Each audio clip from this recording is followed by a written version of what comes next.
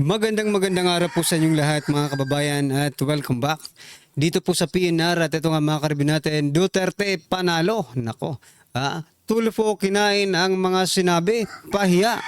Yan mga kababayan, patungkol po riyan ng ating alamin at bibigyan ng komento ngayong araw na ito. Pero bago pong lahat, kung bago ka pa lang at di pa po nakapag-subscribe sa ating munting channel, please don't forget to subscribe. At palike na rin po ng video ito. Maraming salamat po. At ito na nga, simulan na po natin to.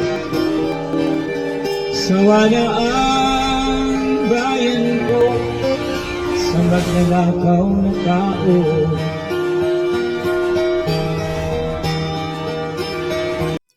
So yan mga kababayan, bago po natin muling pakinggan at panoorin at bigyan ng reaksyon ang video ito, pasadahan po muna natin ang mga nagte-trending na mga balita dito po sa mundo ng social media.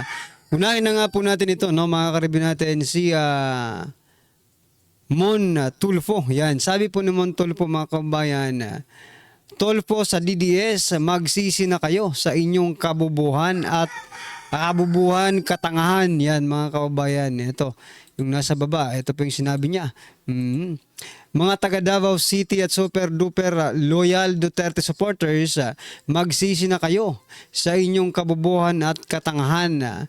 Si Sara ay certified na baliw, si Pulong ay abusado at di umano'y sangkot sa drug trafficking. Si Baste, Mayor, ngayon ay palaging lasing, pumapasok sa opisina sa hapon o gabi na may hangover palagi. Apila ng kolumnistang Simon Tulfo. Yan mga kabayan. No? Umaapila. Bakit kaya umaapila si Simon Tulfo mga kabayan? Pero mali po siya. Ha? Nung sinabi niya pong mga bobo at tanga ang taga Davao City, mali po no, ng pagkakakilala si Montulfo. Saan ba nakatira si Montulfo? Sa Davao City rin po ba mga kababayan? Kasi kung sa Davao City po siya nakatira, ito po ang resulta no, ng botohan sa Davao City. All 5 Dutertes running in election 2025 poised to win. At totoo nga mga kabayan, nanalo po ang mga Duterte sa Davao City. No?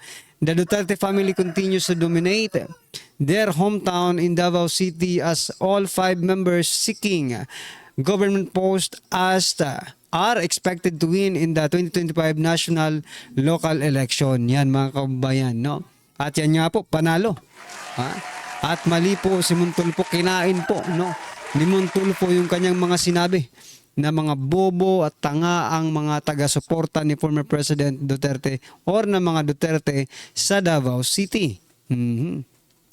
Nako, kung itong sinabi ni ni Montulfo no, sa Davao City, pwede nyong i-persona non grata no. Si Montulfo diyan sa kasi hindi katanggap-tanggap ang kanyang sinasabi sa mga taga Davao. Isipin mo tatawaging bobo at tanga ang mga taga Davao City. No, kaya kayong mga taga Davao, persona non grata nyo na si Montulfo sa Davao City mga kababayan. Alright? Okay, ano po inyong opinion dyan mga kababayan? Congratulations sa Duterte family. No? Sino pa ba yung nagsasabi na wala na daw, wala nang, si Bobong Gadon, ay si Larry Gadon pala, hindi pala Bobo. Okay, si Gadon, no, Sir Secretary Gadon rin nagsasabi na wala raw makukuhang suporta ang Duterte. Ano itong suportang ano bang suporta ang depende sa definition ng suporta. Ang gusto mong makuha, Gadon, no?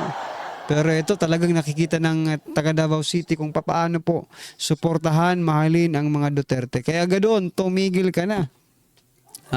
Parang nasa ibang planeta ka no? Kapag magsalita ka about sa Duterte, wala ang numero ang mga Duterte. Parang ganun palagi ang speech ni Gadon mga kababayan. Anyway, ano po kanyang opinion dyan? I-comment nyo na lang po. At ito pa mga karibin natin, nako, yung nag-endorse po ng alyansa, no? Kaya nga nakakapagtaka bakit kaya nanalo ang mga alyansa? Mismong nag-i-endorse sa kanila, talo. Di ba?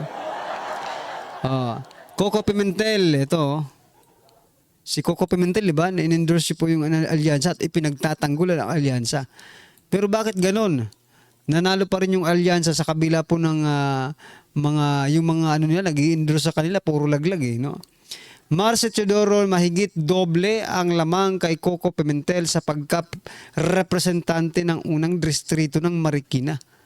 Oh, di ba? Tingnan niyo yan mga kababayan. Coco Pimentel talo bilang representative or congressman ng kanilang distrito. Isa po ito sa mga nag-endorso ng alyansa.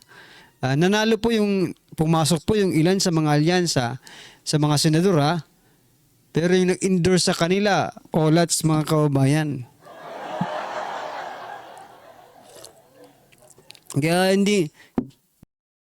hindi po maiwasan ng ating mga kababayan na ito, opinion lang po nila ito, na baka daw nadaya yung butuhan mga karibin natin.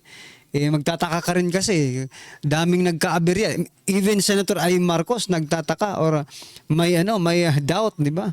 Bakit ang daming nagka-aberya ng mga voting machine mga kababayan, no? So yan, ano po ang inyong opinion dyan mga kababayan? I-comment nyo na lang po. At ito, pasadahan pa po natin. Nako, etong nakakatawa.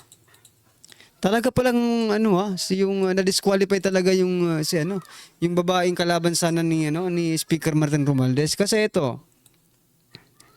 Siguro kung may kalaban si Romualdez, posible pa itong matali. 64,000 lang ang nakuhang na boto. Ito po. House Speaker Martin Romualdez mananatili sa posisyon matapos manalo ng walang kalaban sa pagka-representante ng Tacloban Leyte. Walang sureball na yan walang kalaban, no? Hindi yung dapat hindi tawaging pagkapanalo ito Walang kalaban, paano ka nanalo nang wala kang kalaban, di ba? Ano bang dapat itawag dito mga karibin natin? Kaya hindi ko alam kung anong pwedeng itawag natin dito kay Speaker Martin Romualdez sa kanyang pagkapanalo di umano nang walang kalaban-laban. Yun, tama. Winner by default. Yan, winner by default mga kababayan sapagkat walang kalaban kung ako ang kandidato ito, mahiya ako 64,000 lang mga kababayan ang nakuhang buta. Ilan ba ang butante ng Tacloban City, no?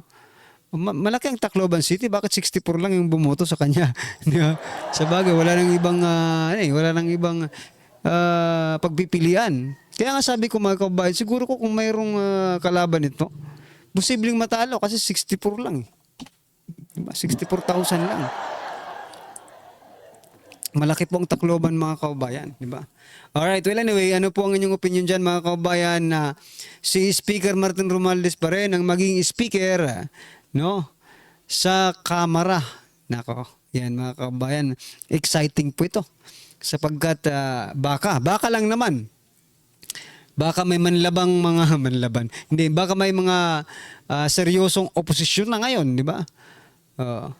At pwede rin naman siyang palitan. Depende po yan sa mapagkakasunduan nila sa Kamara, no? Hindi naman yan appointed by the President. It is, yun nga lang, kung malakas ang Presidente sa Kamara, talagang medyo may hatak. No? Pero ang Speaker po ay pinagbobotohan ng House of Representatives kung sino po ang gusto nila mga kababayan. Alright, pero may may basbas din po yan ng Presidente. Di ba? Alright mga karibin natin, ito. Pasadahan din po natin itong si Senator Risa Hontiveros, nagpasalamat sa paglakas ng oposisyon. Teka lang. Sa kanyang Facebook post, inihayag ni Senator Risa Hontiveros na lumakas na ang totoong oposisyon sa Senado at Kongreso. Kaugnay ito ng partial and unofficial result ng senatorial race kabilang sa Magic 12 sina Bam Aquino at Kiko Pangilinan, no? Ayon pa sa senadora, hindi lamang ito isang comeback, kundi pinatunayan lang nito na maraming Pilipino ang naghahangad ng pamalaang may puso, prinsipyo at tapang at maninindigan. Nako, yan po ang parang hindi tayo satisfied dito sa sinasabi ni Senator Risa Hontiveros. At mga kabayan, marami nga ang nagtataka kung bakit nga po nakapasok si Bam Aquino at si Kiko Pangilinan mga karibin natin. Kiko Pangilinan, no? Marami po ang nagtataka natin kasi kung sige nga, kung papipiliin ka kay Attorney Vic Rodriguez, kay Kiko Pangilinan at kay Bam Aquino, sino bang pipiliin mo? 'Di ba? Sureball na po yan si Attorney Vic, pero bakit hindi pumasok si Attorney Vic? Nagtatanong lang mga karibin natin. 'Di ba? At saka itong sinasabi niyang paglakas ng opposition, I think you're wrong. Because what you're doing in the Senate, hindi ka naman opposition eh. Parang nasa administrasyon ka na rin, Risa Hontiveros. Ngayon natin makikita kung ano po talaga. Kung talagang opposition sila, dito po kay Kiko Pangilinan at Bam Aquino kung ano po ang mga gagawin nito, mga kababayan. Alright? Ano po ang inyong opinion dyan, mga kababayan? I-comment nyo na lang po. At eto pa. Senator Bongo, mayroon pong kasi number 1 siya eh. Mayroon po siyang inilabas na pahayag. Eto po, sabi niya po dito, ako naman po si dating Pangulong Duterte ay aking inspirasyon. Maalala ko po ng unang araw ng aking termino bilang senador noong natanong ko siya. Hindi naman po siya nakikialam sa amin sa politika. Isa lang po ang sinabi niya sa akin, gawin mo lang ang tama, hindi ka magkakamali. Unahin mo ang interes ng bayan, yung interes ng Pilipino, hindi ka magkakamali. Palakpakan po natin. Number 1 senador ng 2025, mga kababayan, Senator Bongo. Ano po ang inyong reaction dyan? I-comment nyo na lang po, mga karabin natin. At ito, pasadahan po natin ang video ito at bigyan na po natin ng reaksyon. Ito na po. Ngayon, itong post ni Attorney Trixie Angeles tungkol kay Ramon Tulfo.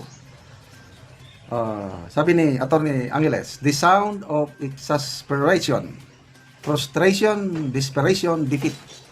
It's funny seeing a man whose time is supposed to have made him impervious to it show the inevitability of his own defeat. So, bakit ganito ang post ni Attorney Trixie na sinasabi niya yung pagkatalo, frustration ni Mr. Ramon Tulfo? Okay, ito, si Mr. Ramon Tulfo may post siya laban sa mga DDS, laban sa mga Duterte. Okay, Ramon Tulfo, sabi niya, mabuhay ang mga libo-libong trolls ng DDS. Mabuhay ang abuso sa Davao City. Mabuhay ang mga tanga at bobong botante ng Davao City. Mabuhay ang mga Mary Grace Piatos ng Davao City. So, Mr. Ramon Tulfo, libo-libong trolls ng DDS. So, in a way, tayong mga DDS na sumusuporta sa mga Duterte, napagkakamalan tayong trolls. But anyway, kung yun ang tingin nila sa atin, wala tayong magawa. But I don't believe so na libo-libo lang tayo.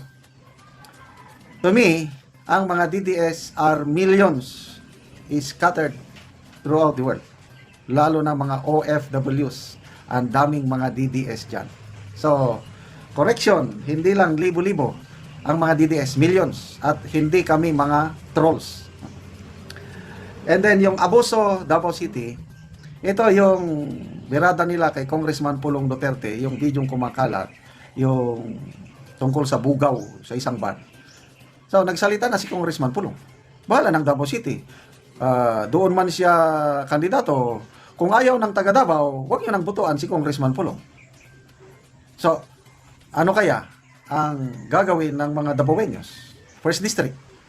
Dahil lang doon, iboboto na nila si Mix Nograles. Bahala kayo, mga taga Davaoeño. Mabuhay ang mga tanga at bubong botante ng Davao City. Ito ang matindi. How many, hindi ko alam kung ilan ang botante ng Davao City. The largest city in Mindanao. The most progressive. Tapos tatawagin kayong mga tanga at bobong botante. Masakit, masakit. Although hindi ako botante ng Davao City, but dahil taga Mindanao ako, parang masasaktan ako yung tawagin bobo at tanga. At yun ang style ni Mr. Tulfo Wala tayong magawa. And then, mga Mary Grace Piatos, ng Davao City. O, ito yung confidential funds ni VP Sara. Ilang million lang yon, confidential funds na yon. Wala na, mga 73 million lang yung may notice of disallowance. Tahimik kayo doon sa billions sa Malacanang. O, mayroon bang nag-imbestiga? Paano nila ginastos billions? So, wag po tayong magmalinis kung confidential funds lang pag-usapan. Si dating POA Commissioner Rowena Guanzon mismo nagsabi, iba ang clearing ng confidential funds. So, kami, mga DDS, non-issue yan sa amin dahil gusto niya lang mawala sa eksena si VP Sara dahil sa gabal sa 2028 na plano ninyo. Anyway, magbasa tayo sa mga comments. Sabi ni Atty. Trixie, I don't like. So yan mga kaubayan, talagang kinain po ni Montulfo yung kanyang mga sinabi patungkol po dito sa mga Duterte sapagkat lahat po ng Duterte ay panalo sa Davao City mga kaubayan. So yan, ano po ang inyong opinion, reaksyon patungkol po sa video ito ay comment nyo na lang po sa baba para at least alam po natin mga kaubayan ang inyong opinion. Maraming salamat po. Please don't forget to like the video. Maraming salamat po. Sawa na ang bayan ko sa magnanakaw na tao.